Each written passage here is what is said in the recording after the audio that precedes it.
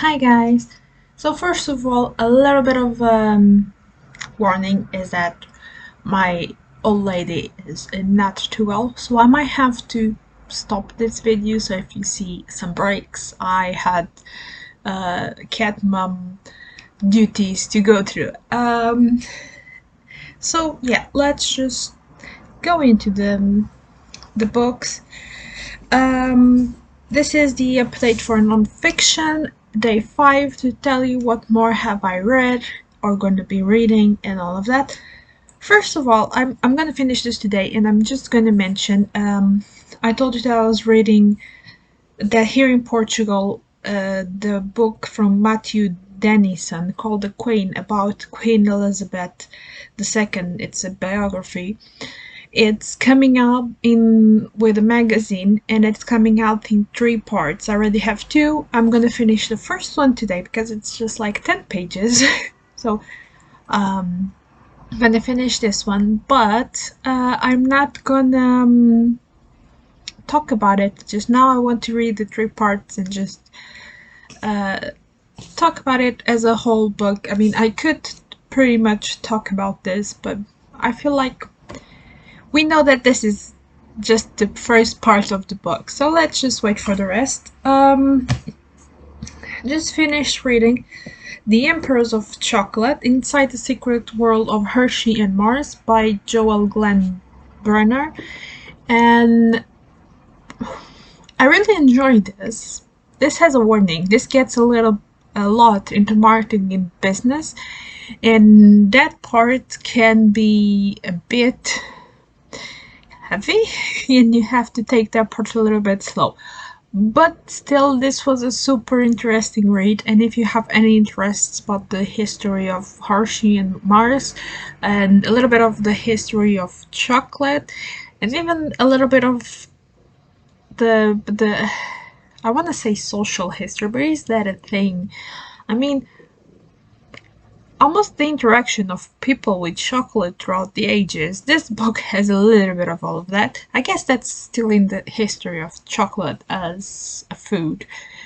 But yeah, it's really interesting. It's heavily has lots of pictures in black and white, and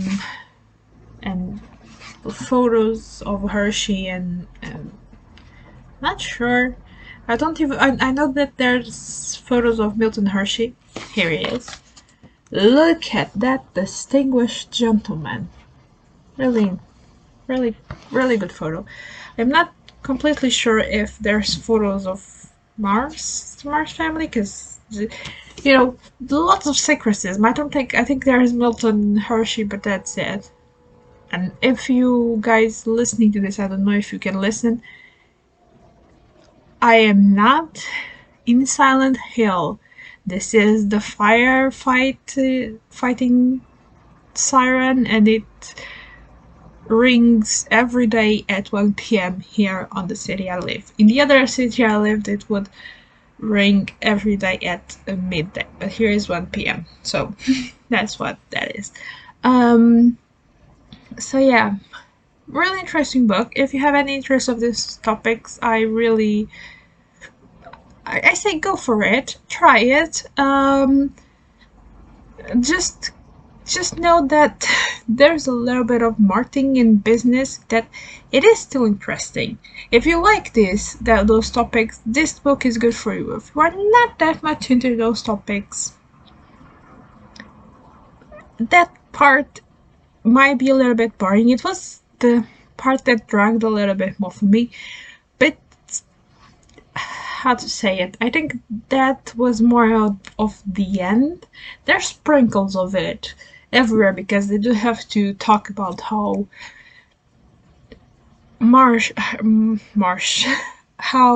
Hershey and Marsh fought each other, because basically they first starting as little business, they worked together as for a while, and then they kind of like Pepsi and Coca-Cola, but in the chocolate world. So yeah, it was a nice topic.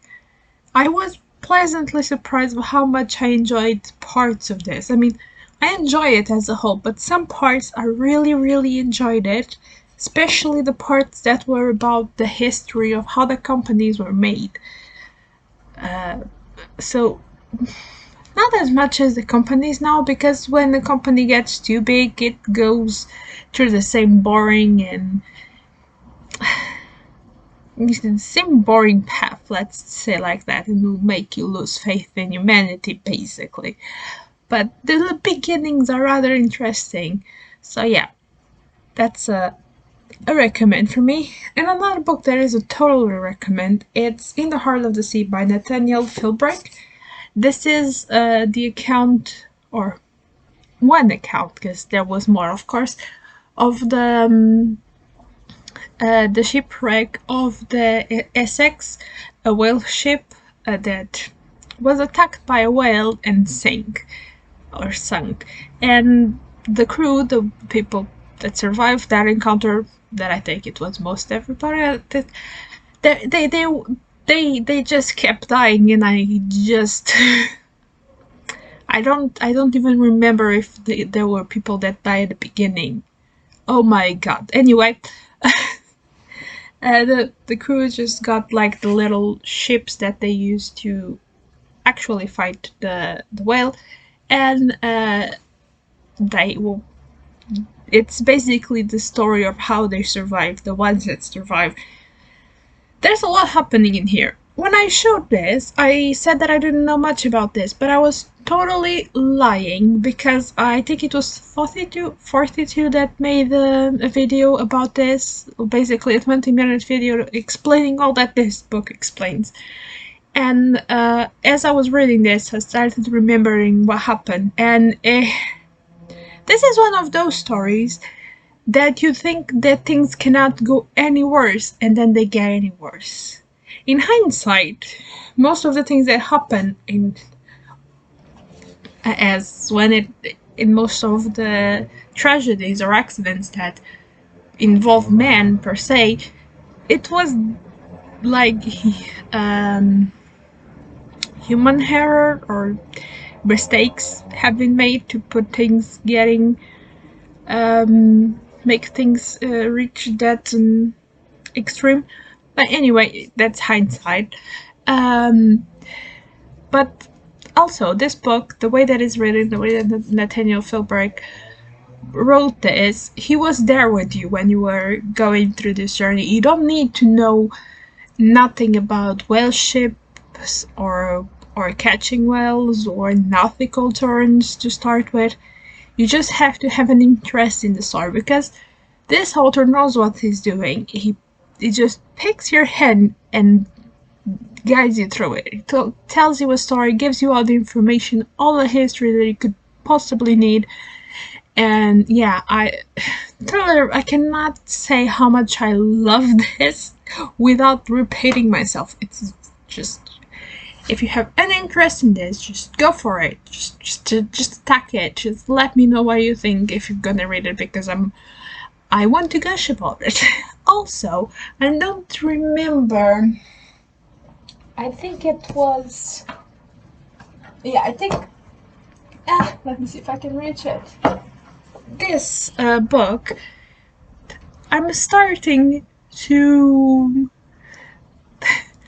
fear / have a strange interest in Quakers, because this book, it's the story of how Joseph Lister, the person that revolutionized the way that Victorian medicine was made, that brought hygiene into medicine, actual, just like clean your hands before and after and all of that. He was a Quaker, if I'm not mistaken. I'm pretty sure he was a Quaker, and the lots of the people on this book, the ones that were in his ex, there is a lot of Quakers. They came from a village that lots of people there were Quakers, and I mean, this made me respect Quakers. This made me fear them. So I'm kind of wondering. This has made me put me into a place that I kind of want to know more about Quakers and find out how many more famous people that actually did interesting things were Quakers. I mean, the only thing that comes to mind at the moment is the Quakers oats, but it's that's probably also a very interesting story how that came to be. To be honest, there's bound to be a very interesting story behind those oats. So I'm not even gonna put that to the side because if I think much about it, I wouldn't know how if what's behind it. But anyway, and now I know that I'm gonna have this in the back of my mind, and the next time that I read anything and the person is a Quaker, I'm gonna add it to the list. If you guys know any more famous people or people that did something remarkable or books about Quakers, because now I'm interesting, because I know that they have uh, the modesty and not using bright colors, not using floral patterns, and nothing that catches the eye and it's just like too vivid. I also know they are very industrious. They are like the way to. I'm not sure I'm gonna put this in the best way, but let's try it. It's like it's a way to praise God and just like spread the goodness by doing things. Just commit yourself to a trade in order to help other people or be a member of the society that actually does something that is important, I think, or helps in some way on the chain. That's actually very interesting because that sounds quite quite nice, to be honest. And I'm curious. Books about Quakers, just throw them at me if you guys know about it. Just throw it at me because now I need to feed this. Okay, I cannot feed this in November, but I shall put them on my want to read list, and after November I shall go with it because now I'm thinking about it. Anyway, this is all for now, guys. Bye.